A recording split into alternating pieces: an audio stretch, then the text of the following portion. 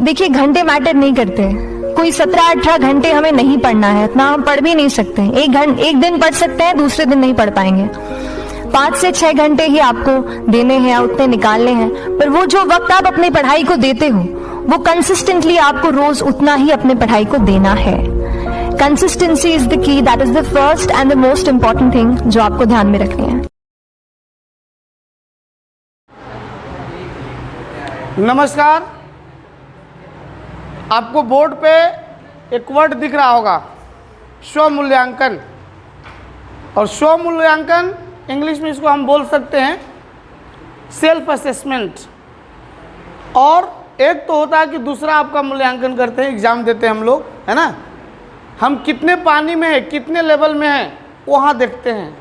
लेकिन वो दूसरे असेस करते हैं, लेकिन कभी कभी अपने आप को भी असेसमेंट करनी है कि हम इतने समय से पढ़ रहे हैं श्रीवास्तव सर के पास, 2 महीना, 4 महीना, 6 महीना, 8 महीना, साल भर, तो हमको कुछ यहाँ से फ़ायदा हो रहा है कि नहीं हो रहा है। खाली आ रहे हैं, जा रहे हैं, श्रीवास्तव सर अच्छे हैं तो हम भी यहाँ खाली नाम पे आ रहे हैं, श्रीवास्तव सर के भीड़ लगा रहे हैं, तो वैसे से नहीं चलने वाला है। ये दुनिया बहुत लंबी चौड़ी है, ठीक है। तो समय समय पर सेल्फ असेसमेंट ज़रूरी है कि हम कितना सीख रहे हैं, कहाँ तक पहुँचे। हम पहले शुरू में आए थे, उस समय किस कंडीशन में थे, अभी किस कंडीशन में है। इससे क्या होगा कि अपने को एक क्या गति मिलती है, आगे हमको क्या और करना है, हमारे अंदर जो कमी है उसको इम्प्रूव करते हुए, इम्प्रूवमेंट लाते हुए और फास्ट बढ़ना है कि थोड़ा जो चल रहे हैं एवरेज में उसी में काम हो जाएगा। ये सारी चीज़ें आपको देखनी है। तो इसीलिए हमने पहला यहाँ वर्ड दिया है स्वमूल्यांकन। खुद का असेसमेंट करना बहुत ज़रूरी है।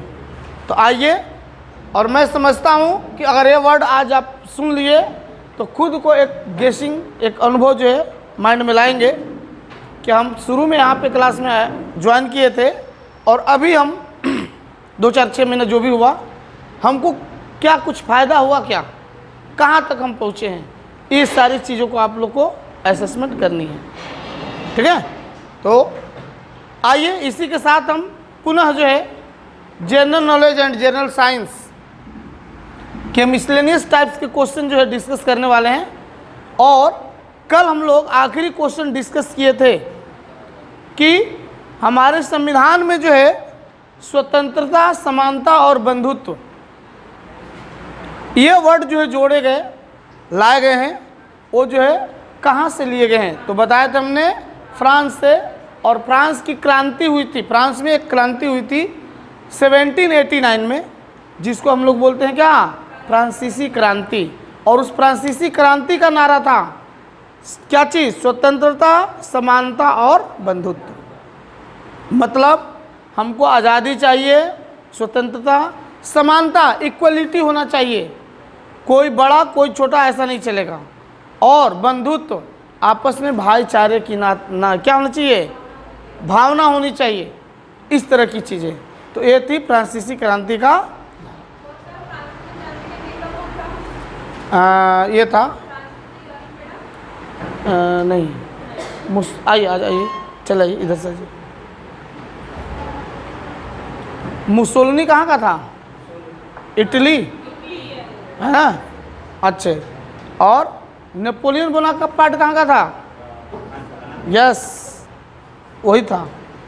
अब आइए देखिएगा, अब आज का क्वेश्चन शुरू हो रहा है, बुरा पैसा का संचरण, अच्छा पैसा बाहर। इसका मतलब क्या है, जब मार्केट में कभी कभी सुने होंगे कि नकली नोट आ गए हैं, सुनते हैं ना, नकली नोट आ गए हैं, तो यही है बुरा पैसा। याद रखिएगा, बुरा पैसा जब मार्केट में आ जाता है, संचलन मतलब क्या, ट्रांजैक्शन में आ जाता है, तो समझिए कि क्या, जो अच्छे पैसे हैं वो क्या हो जाएंगे, आउट हो जाएंगे, वो मार्केट से क्या होंगे, आउट होंगे। तो ध्यान रखिएगा, ये नियम दिया था किसने, तो ग्रेशम का नियम है। इकोनॉमिक्स में आप लोग पढ़ेंगे ग्रेशम। तो ग्रेशम जी क्या बोलते हैं, ग्रेशम का नियम क्या है कि अगर मार्केट में, ठीक है, बुरे पैसे आ जाते हैं तो उसमें से अच्छे पैसे क्या हो जाते हैं, आउट हो जाते हैं। अच्छे, जब इकोनॉमिक्स की बात आई है तो थोड़ा सा याद आ गया, बता देते हैं आपको। फादर ऑफ इकोनॉमिक्स किसको कहा जाता है? अर्थशास्त्र का जनक किसको बोलते हैं? Adam Smith. अर्थशास्त्र का जनक किसको कहते हैं? Adam Smith. अब क्वेश्चन देता है कि जनसंख्या का सिद्धांत किसने दिया था? जनसंख्या सिद्धांत, जनसंख्या सिद्धांत कोई बताएंगे? हम बताएंगे? हाँ नहीं, जनसंख्या सिद्धांत दिया था किसने? माल्थस। हम लोग को एक चैप्टर में 9वीं क्लास में पढ़ना था जब हम लोग थे, माल्थस का जनसंख्या सिद्धांत। ठीक है, चैप्टर का ही नाम था। जैसे डाल्टन का परमाणु सिद्धांत, वो चैप्टर का ही नाम है कि एटॉमिक का प्रिंसिपल, एटम का प्रिंसिपल जो है परमाणु सिद्धांत किसने दिया था? डाल्टन। तो उसी तरह से चैप्टर का ही नाम था जनसंख्या सिद्धांत, किसने दिया था भाई? माल्थस। और माल्थस ने जनसंख्या सिद्धांत में क्या बोला है कि ध्यान रखिएगा कि जनसंख्या जो है और अनाज वो किस रेशियो में बढ़ रहे हैं? तो ध्यान रखिएगा कि जनसंख्या बढ़ रहा है, मान लीजिए क्या 1, 2, 4, 8, मान लीजिए ऐसा बढ़ रहा है, डबल होते जा रहा है। ठीक है, 16 मतलब इस अनुपात में बढ़ रहा है। लेकिन हमारे खाद्यान्न किस अनुपात में बढ़ रहे हैं? 1, 2, 3 ऐसे अनुपात में बढ़ रहे हैं, 4। ठीक है, और इन्होंने बोला था कि जनसंख्या पे कंट्रोल करना बहुत ज़रूरी है। अगर हम जनसंख्या पे कंट्रोल नहीं करते हैं तो उसने बताया था क्या चीज़ कि इसको नेचर कंट्रोल करेगा। और देखिए नेचर कंट्रोल करता है जब जनसंख्या बढ़ जाती है। जैसे कुकर है, कुकर में हम लोग स्टीम बनाते हैं, हाँ ये हीट देते हैं, स्टीम बनता है। जैसे ही उसके लिमिट से अधिक होता है सीटी मारना शुरू कर देता है। अब खास करके लेडीज़ लोग के सामने ही सीटी मारते हैं, पता है ना? हाँ, उनको आदत है सुनने की, हम लोग के सामने नहीं मारेगा। तो ध्यान रखिएगा। तो वो एक लिमिट के बाद वो क्या होता है, खुद से निकल जाता है। तो उसी तरह से पृथ्वी, नेचर अपना जो है बैलेंस बना के रखती है। और वही बैलेंस को बनाने ही के लिए आ गया बीच में कोरोना, कितने को ले दे के साफ बैलेंस कर दिया वो। ठीक है, तो वही कभी कभी बाढ़ आ जाएगा, बहुत सारे लोग मर जाएंगे, ख़त्म हो जाएंगे। सुने थे ना वो केदारनाथ, बादल फट गया, बादल फटने से कितने लोग स्वाहा हो गए। ठीक है, तो प्राकृतिक जो है, नेचर जो है, प्रकृति जो है वो कंट्रोल करेगी। अगर मनुष्य कंट्रोल नहीं करता है तो कौन कंट्रोल करेगी? प्रकृति, नेचर। ये था माल्थस की जनसंख्या सिद्धांत। एक और सिद्धांत है मांग का नियम। मांग का नियम केमिस्ट्री, सॉरी इकोनॉमिक्स में आप लोग पढ़ेंगे। मांग का नियम है लॉ ऑफ डिमांड। ये क्या है भाई? तो डिमांड का लॉ क्या है? तो higher the price lower the demand and lower the price higher the demand. Means अगर वस्तु की कीमत बढ़ती है तो उसका डिमांड क्या हो जाएगा? कम हो जाएगा। अब देखिए मान लीजिए टमाटर जो है 10 रुपया किलो है, कोई नहीं पूछेगा, पूरा मान ले जाओ, चटनी बनाओ, खाओ पियो, जो करना है करो। टमाटर हो गया 200 रुपये किलो, तो अब बराबर आराम से जो है 2 को भैया दे दो, 2 ही तौल दो, हो गया। उसका डिमांड क्या हो जाएगा? कम हो जाएगा। सोना कितना महंगा हो गया है। यही सस्ता रहता तो चलो लेडीज लोग का रोज़ दुकाने पर जाना रहता है, एक अंगूठी खरीदवा दीजिए, एक खरीदवा दीजिए, तो एक वो खरीदवा दीजिए। नहीं, अभी महंगा हो गया तो उनको भी है, नहीं जान दीजिए, अगला बार देखेंगे। होता है ऐसा? यस। तो वही है मांग का नियम। क्या चीज़? कि जब वस्तु की कीमत बढ़ती है तो उसका मांग, डिमांड क्या हो जाता है? कम हो जाता है। और जब वस्तु की कीमत क्या होती है? घटती, माने घटती है तो क्या हो जाएगा? डिमांड बढ़ जाएगा। लेकिन कुछ चीज़ें ऐसी होती हैं कि उसका कीमत बढ़े या घटे उसका कोई उस पर प्रभाव नहीं पड़ता है। जैसे नमक 200 रुपये का 500 रुपये भी किलो हो जाएगा, उतना ही मात्रा में लगेगा अपने घर में, वो कम ज़्यादा होने वाला नहीं है। समझ रहे हैं? तो कुछ चीज़ें हैं। पेट्रोल बढ़ गया है दाम, लेकिन क्या पेट्रोल टंकी पे भीड़ कम हुई है? वो हमारे दैनिक जीवन की मूलभूत आवश्यकताएं हो गई हैं। अब दारू को तो जान दीजिए, वो अलग चीज़ है, ठीक है। तो ऐसी भी चीज़ें होती हैं। तो ये है मांग का नियम। अब यहाँ हम लोग क्या पढ़े थे, ग्रेशम का नियम। और ग्रेशम का नियम क्या बोलता है भाई, तो याद रखेंगे कि मार्केट में जब बुरे पैसों का संचरण हो जाता है तो मार्केट से जो है अच्छे पैसे जो है गुड क्वालिटी के जो करेंसी हो क्या हो जाते हैं, आउट हो जाते हैं, बाहर हो जाते हैं। अभी एक क्वेश्चन पढ़ा है अभी, बराबर है। अब चलिए आगे बढ़ते हैं। नेक्स्ट देखिएगा, स्वर्णिम चतुर्भुज योजना बहुत बार क्वेश्चन पूछता था, अभी भी पूछ सकता है। स्वर्णिम चतुर्भुज योजना ये क्या है भैया, याद रखेंगे। स्वर्णिम चतुर्भुज योजना, और याद रखेंगे ये योजना है जो अटल बिहारी वाजपेयी सरकार की देन है। स्वर्णिम चतुर्भुज योजना, इस चतुर्भुज नाम से ही चल रहा है क्या भाई, 4 जगह को ये जोड़ने वाला है। मतलब वैसी जो है क्या चीज़, हाईवे है ना, हाईवे राजमार्ग, वो क्या करेगा भाई, 4 जगह को जोड़ रहा है। किसको किसको, तो ले लीजिए दिल्ली, कलकत्ता, चेन्नई और मुंबई। ये 4 जो है हमारे जो बड़े सिटी जो है देश के, है ना, उनको जो है जोड़ने के लिए स्वर्णिम चतुर्भुज योजना शुरू की गई थी। किसके द्वारा, अटल बिहारी वाजपेयी सरकार के द्वारा। और उसके बाद जो बीच में कांग्रेस की सरकार आई थी तो जितना होर्डिंग लगा हुआ था अटल बिहारी वाजपेयी जी का सब हटवा दी, ठीक है, ऐसा है। तो ध्यान रखेंगे स्वर्णिम चतुर्भुज योजना जो है 4 जो है महानगर जो है हमारे उनको जो है कनेक्ट करने की परियोजना थी, योजना थी। नेक्स्ट अब है लेगून झील, और शायद कल ही परसों में हमने चर्चा किया था कि सबसे लंबा झील है कौन, वेम्बनाड झील। कहाँ है भैया, केरल। और ये भी चर्चा किया था कि हमारे देश में सबसे खारे पानी की सबसे बड़ी झील है कौन, चिल्का झील। तो वही चिल्का झील जो है लेगून का एग्जाम्पल है। अब क्वेश्चन आता है कि लेगून क्या होता है, ठीक है। लेगून झील का एग्जाम्पल है कौन, चिल्का झील। तो लेगून झील का मतलब क्या है, मान लीजिए एग्जाम्पल बता रहे हैं, ये नदी ऐसे बहते आ रही है, ऐसे हो गई, ऐसे हो गई, ठीक है, ऐसे बह रही थी। अब फिर क्या हुआ भैया, मान लीजिए ऐसे बह रही थी, ये जो है भाग कट के ऐसे सीधा हो गया, ठीक है, ऐसा मिल गया मान लीजिए ये वाला पोर्शन, और यही क्या बन गया, झील बन गया। इधर बहाव हो गया, थोड़ा इधर भी पानी जाता है आता है। तो इस प्रकार का जो झील बनता है उसी को हम लोग बोलते हैं क्या, लेगून झील। तो याद रखेंगे कि लेगून झील का एग्जाम्पल है कौन, चिल्का झील। कहाँ है, उड़ीसा। और नेवी वाले जो हैं उनका जो है पहला ट्रेनिंग वहीं पे दिया जाता है, उनको तैराने का, कूदाने का, सब कहाँ, लेगून झील में।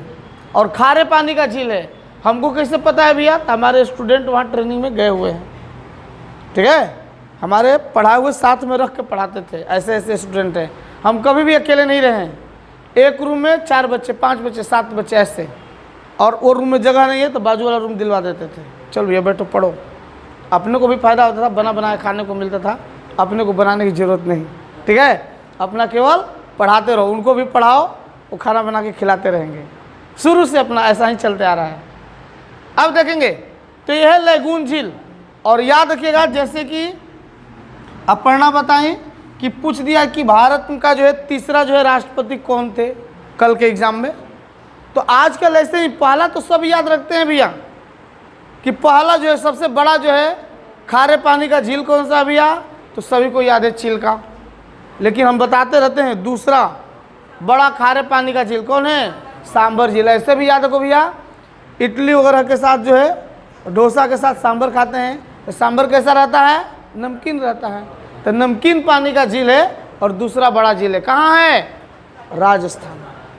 कोई दिक्कत, चलो भैया अब देखेंगे नेक्स्ट क्वेश्चन है, भागीरथी नदी और अलकनंदा दोनों जहाँ पे उनका मिलन स्थल है, जैसे आप लोग सुने होंगे गंगा यमुना सरस्वती, ठीक है।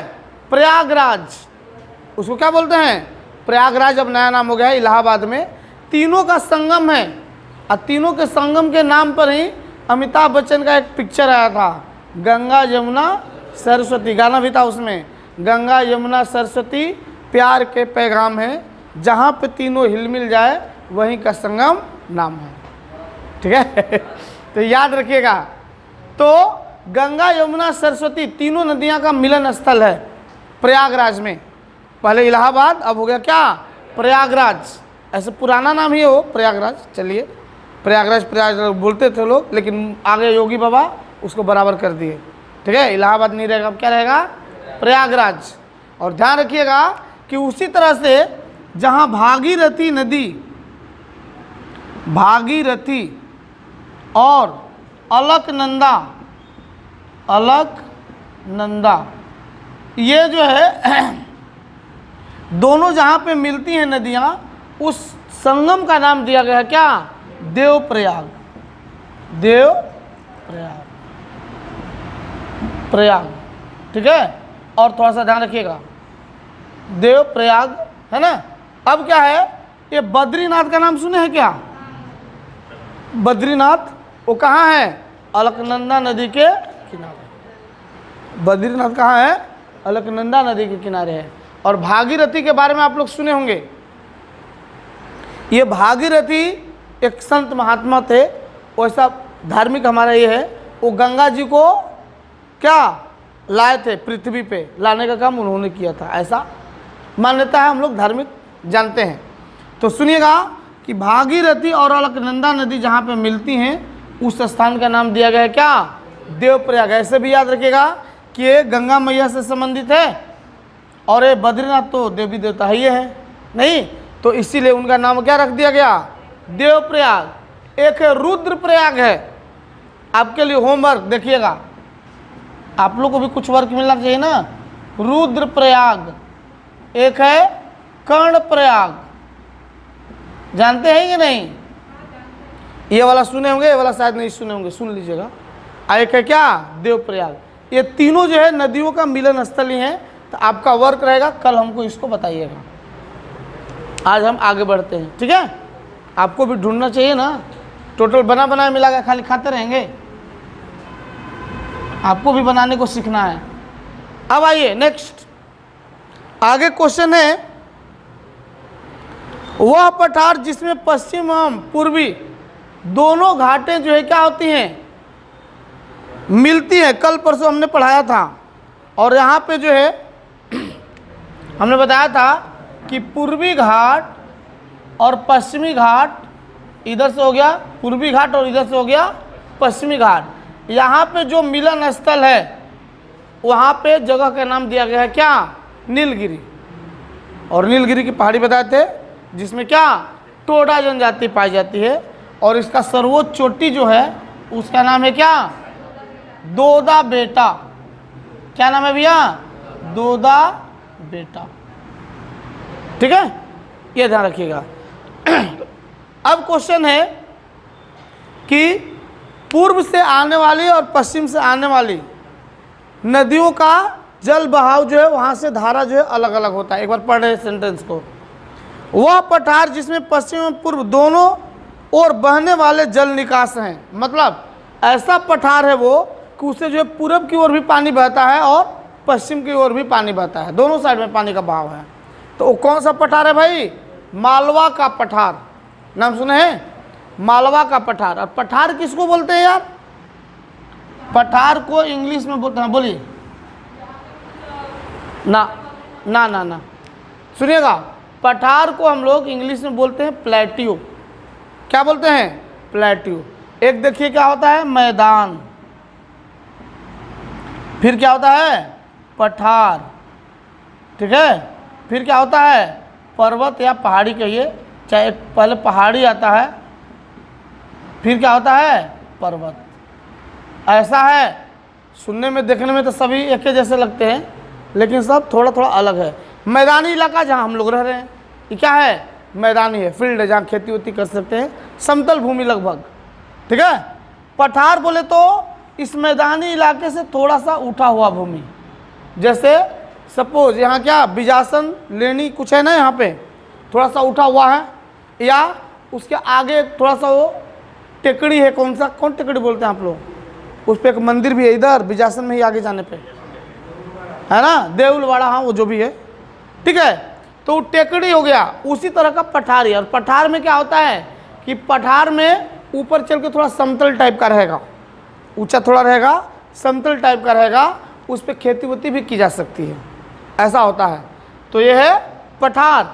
पहाड़ी जिसकी हाइट मान लीजिए 500 मीटर 1000 मीटर के आसपास है। अब पर्वत बोले तो क्या ज़्यादा ऊंचा है, हिमालय पर्वत नहीं, वो चीज़ तो ध्यान रखिएगा, ऐसा है। तो यहाँ पे क्वेश्चन है कि वो कौन सा पठार है जहाँ से जल निकास जो है पूरब की ओर भी है और क्या है पश्चिम की ओर भी है। तो कौन है, मालवा का पठार। और शायद मालवा जगह कहाँ पड़ता है, एमपी में पड़ता है, ठीक है। मालवा का पठार कहाँ में है, एमपी में है। आ रहा समझ में भैया लोग, चलो पढ़ते जाओ। एक मालवा एक्सप्रेस भी चलती है। नेक्स्ट, अब देखिए आपस में जुड़े हुए द्वीप समूहों को क्या कहते हैं, आर्कीपिलागो, ठीक है।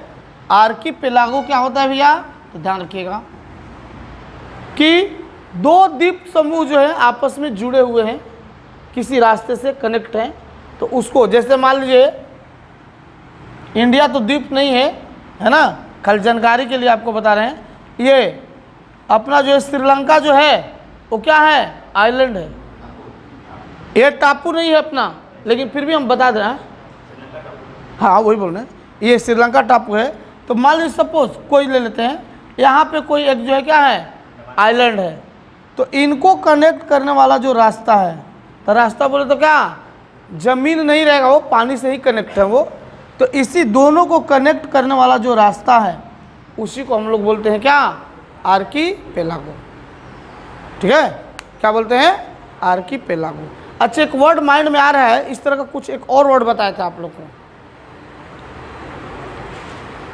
एक वर्ड और कुछ बताए थे इस तरह का, ठीक है, आएगा माइंड में तो बताएंगे। नेक्स्ट देखिएगा,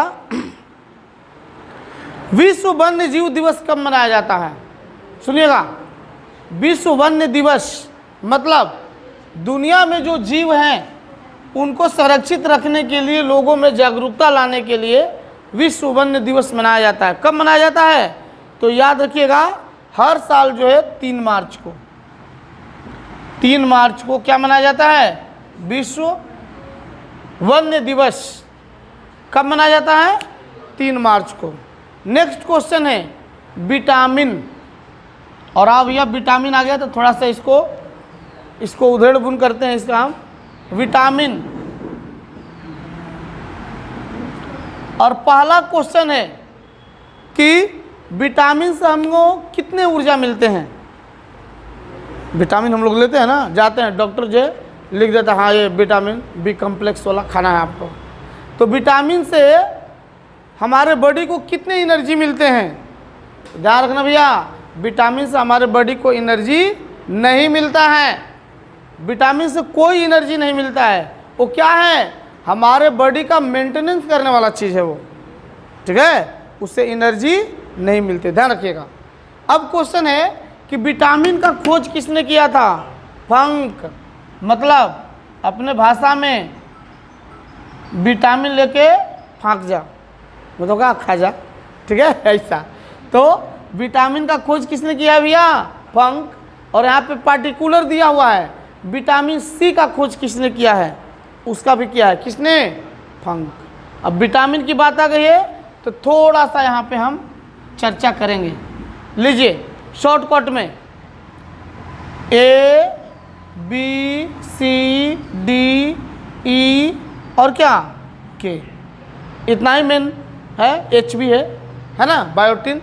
अब आइए शॉर्टकट में बता रहे हैं, विटामिन ए सबको पता है किससे संबंधित है, आँख से। तो आँख में क्या होता है भैया, रेटिना होता है, जिस पे हमारा क्या कोई भी ऑब्जेक्ट का इमेज बनता है, कैसा? वास्तविक और उल्टा।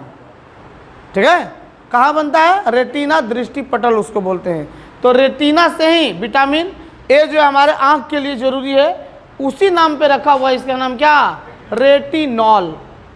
तो विटामिन ए का रासायनिक नाम क्या है? रेटिनॉल। याद रहेगा।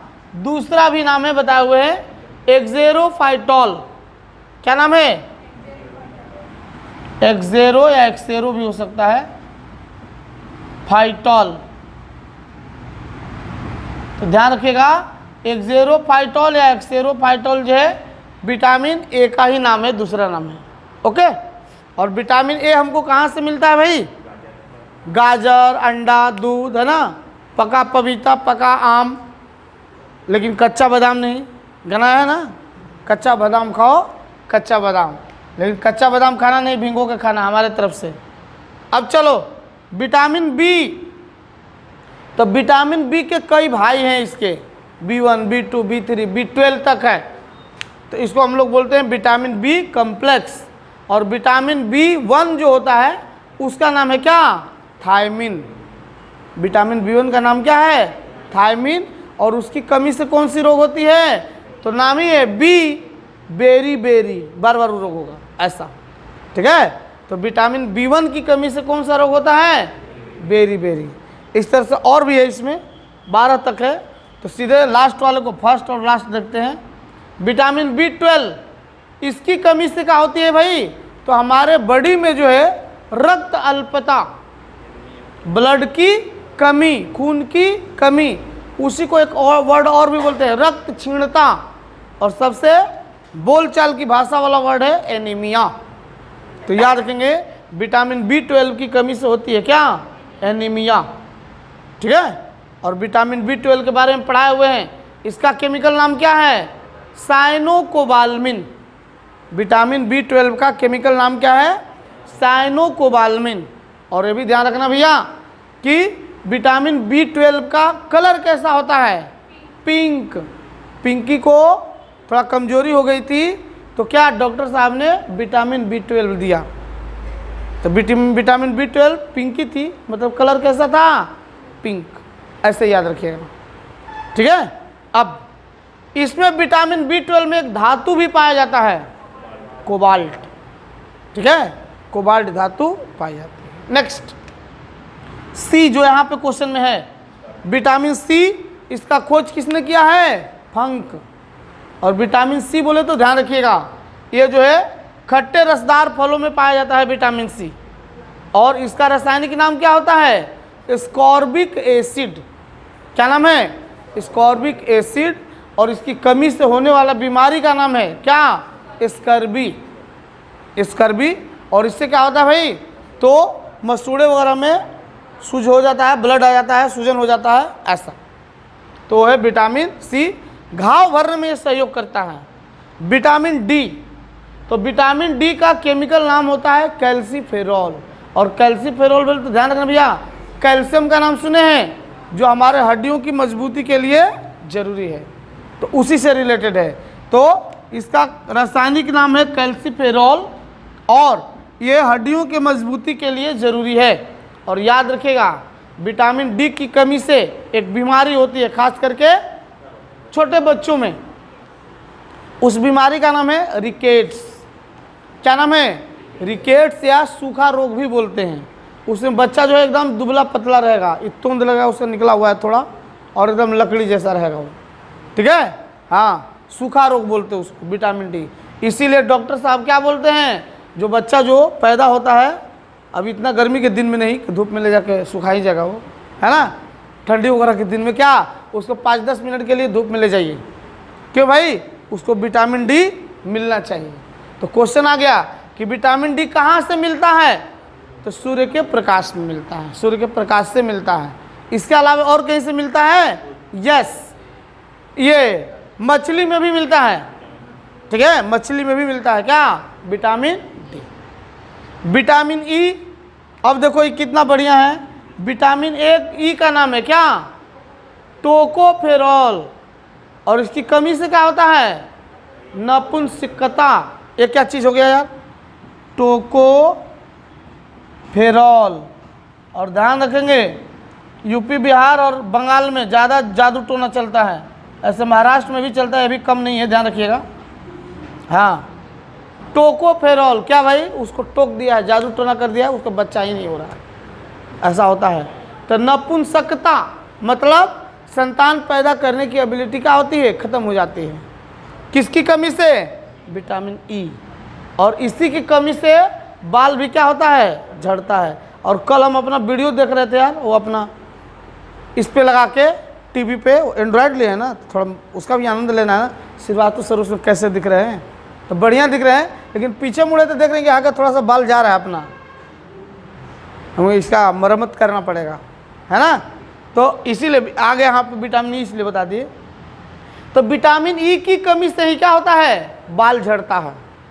और सबसे बेस्ट इसका है भैया, लाल मिर्ची होता है ना, लाल या मिर्ची मान लीजिए, उसमें क्या होता है? विटामिन ई मिलता है। तो ये नहीं कि श्रीवास्तव सर बता दिए क्या कि लाल मिर्ची में जो है विटामिन ई मिलता है और बाल झड़ रहा है हमारे सुल्ताना वाले भैया को, और यहाँ से गए पूरा घोट डाले 1 पाव मिर्ची, गटक लिए, तो गटक तो जाएंगे, मान लीजिए यहाँ से उतर गया नीचे, लेकिन उसके बाद क्या होगा वो समझेंगे, ठीक है। तो चैनल पे देता है, शक्तिमान जो आता था तो बोलता था ना कि ये जो है केवल टीवी में दिखाया जा रहा है, बच्चे इसको फॉलो नहीं करना है, खाली देखना है। अब हमने बोला हो जाके फॉलो कर लिए तो काम गड़बड़ हो जाएगा, हाँ मत करिएगा, ठीक है। अब चलिए, तो टोकोफेरॉल बोलते हैं, इसकी कमी से क्या होता है भाई? नपुंसकता होता है, बाल का झड़ना इसी के चलते होता है। ओके, अब आइए विटामिन के, ये भी बहुत बढ़िया है। के से ऐसे, सी से होता है क्लॉटिंग। क्लॉटिंग मतलब क्या? थक्का बनना। और के से आप क्लॉटिंग याद रखना ऐसे ही। तो क्लॉटिंग किस में होता है भाई? ब्लड में, ब्लड क्लॉटिंग, ध्यान रखिएगा, खून का थक्का बनना, ठीक है। वो किस विटामिन से होता है? तो हमारे बॉडी में अगर विटामिन के की कमी रहेगी तो ब्लड का थक्का नहीं बनेगा, ठीक है। और ध्यान रखिएगा कि हमारे बॉडी के अंदर ब्लड क्यों नहीं जमता है भाई? हम लोग इतना मान लीजिए 30-30 साल के, 35-35 साल के हो गए, नहीं जम रहा है, लेकिन बाहर जैसे ही कट के आता है वो जम जाता है। तो ध्यान रखिएगा, हमारे बॉडी के अंदर जो है एक केमिकल जो है सेक्रेट होता है, एक पदार्थ जो है सेक्रेट होता है, जिसका नाम क्या है? हिपेरिन। क्या नाम है? हिपेरिन। वो क्या करता है भैया? अंदर में जो है ब्लड का थक्का नहीं बनने जाता है। और याद रखेंगे, ब्लड का थक्का बनने में एक प्रोटीन भी सहयोग करता है, उस प्रोटीन का नाम है क्या? फाइब्रोनोजेन। क्या नाम है भाई? फाइब्रोनोजेन, याद रखना भैया। तो फाइब्रोनोजेन क्या है? तो एक प्रकार का प्रोटीन है जो ब्लड को थक्का बनने में क्या करता है? सहयोग करता है। तो विटामिन आ गया था, इसलिए इतना आपको हमने चर्चा कर दिया। समझ में आ रहा है भैया लोग? किसी को कोई तकलीफ बोलिएगा, अगर तकलीफ होगा तो सबका इलाज है अपने पास, ठीक है। चलिए नेक्स्ट, अब आगे देखते हैं।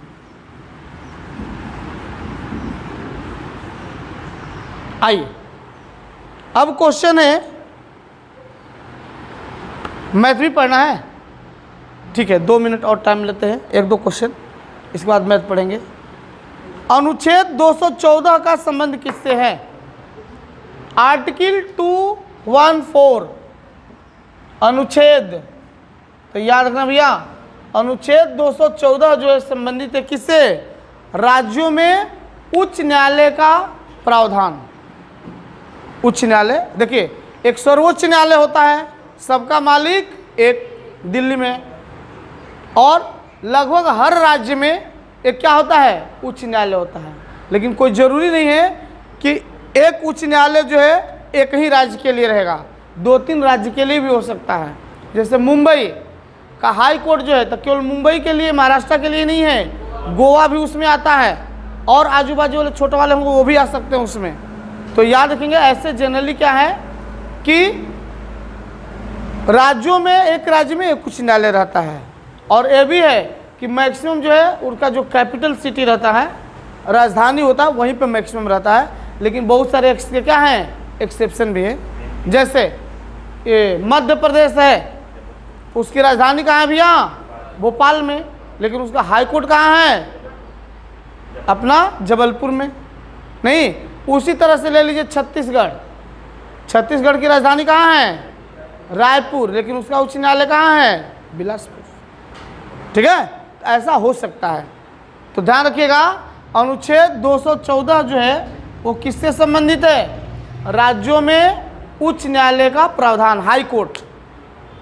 अब 214 से लेकर 200 कितना 27 है, कितना है, हाँ 37 है। अच्छा, बहुत लंबा चौड़ा है, हम 27 समझ रहे थे, 37। 214 से लेकर 237, तब समझिए 214 किसके लिए शुरू होता है, उच्च न्यायालय के लिए, हाई कोर्ट के लिए।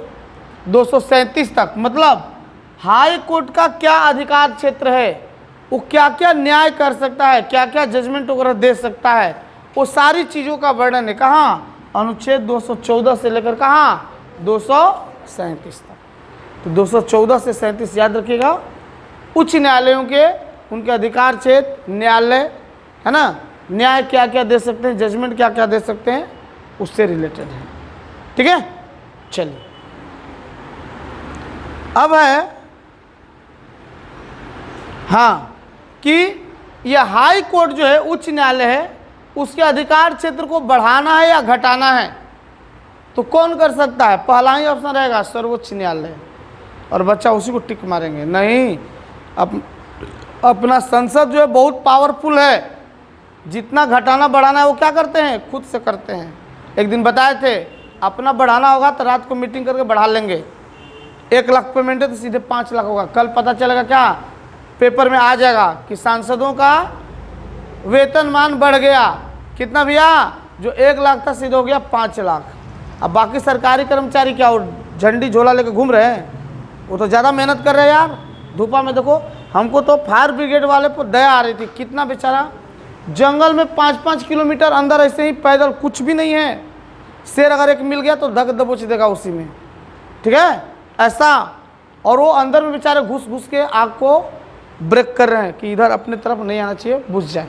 ऐसा उनको हम बोले कि यार आप लोग का काम जो है काबिले तारीफ़ है यार, और आग इतनी छोटी बड़ी नहीं, यहाँ से पकड़ो तो 5 किलोमीटर आगे लगा हुआ है, ऐसा ही आग था। हम गए थे घूमने के लिए।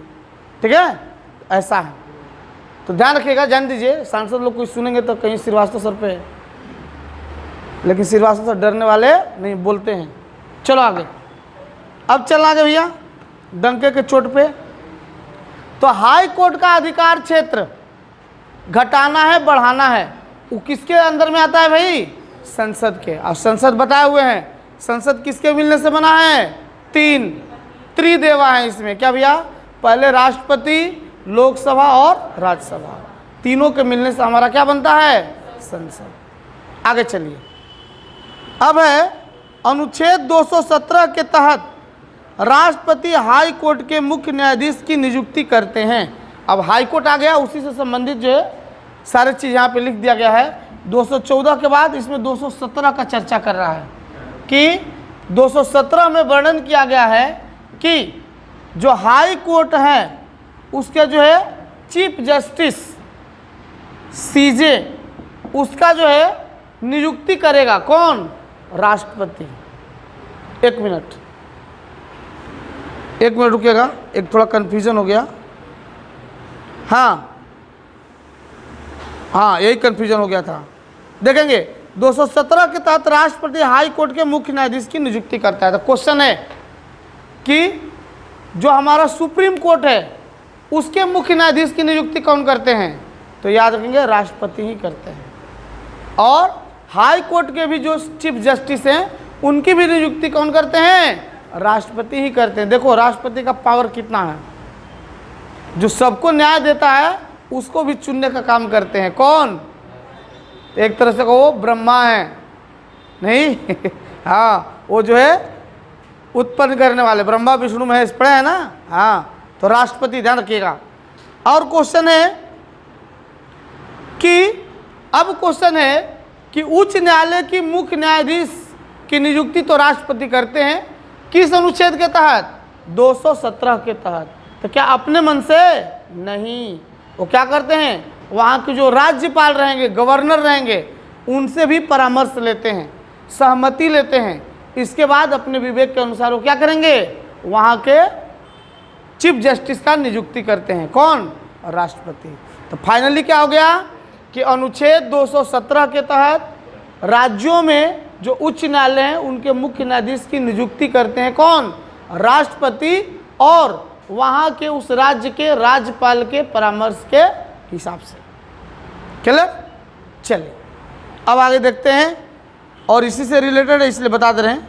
अब सुनिएगा, क्वेश्चन है कि अभी वर्तमान में जो है वो जो मुख्य न्यायाधीश जो हैं, न्यायाधीश उच्च न्यायालय के, इनकी जो है रिटायरमेंट का एज कितना है? 62 वर्ष है ना, 62 ईयर्स। इसको एक बार कंफर्म करिएगा। नहीं, वो उच्च सर्वोच्च न्यायालय में है 65, सुप्रीम कोर्ट में। ठीक है, तो ध्यान रखिएगा कि उच्च न्यायालयों में जो चीफ जस्टिस हैं उनका जो है कार्यकाल कितने साल तक रहेगा भैया? रिटायरमेंट की उनका एज क्या है? 62 ईयर्स, 62 साल। और सर्वोच्च न्यायालय का भी देख लीजिएगा थोड़ा सा, बराबर है ना? हाँ, ओके, ठीक है, वो हम लिखे हुए हैं यहाँ पे। अब देखेंगे, बहुत बढ़िया बढ़िया क्वेश्चन है यार। संविधान का संशोधन 15वां 1963 में किया गया था, और सुप्रीम कोर्ट, सुनिएगा,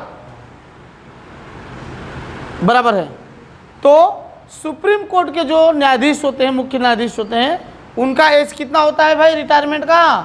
65 वर्ष। ये दोनों बढ़िया क्वेश्चन है, ध्यान रखिएगा। ठीक है, तो हाई कोर्ट के जो मुख्य न्यायाधीश हैं 62 साल, सुप्रीम कोर्ट के उनका कितना है? 65 साल। बस, तो आज की सेवा यहीं पे संपन्न करते हैं। अब आपका जो है मैथ का जो है कार्यक्रम शुरू करते हैं, और उसमें बहुत ही प्यारा सा एकदम एक टॉपिक है जिसका जो है कल हम उद्घाटन भी कर दिए हैं, करणी और घातांक, सर्ट्स एंड इंडिसेस। तो उसमें छोटा सा थोड़ा सा वीडियो बना दिए थे बेसिक चीज़ के लिए। अब क्वेश्चन में जो जो आपको प्रॉब्लम्स आएंगे उसको हम यहाँ चर्चा करेंगे। Thank you.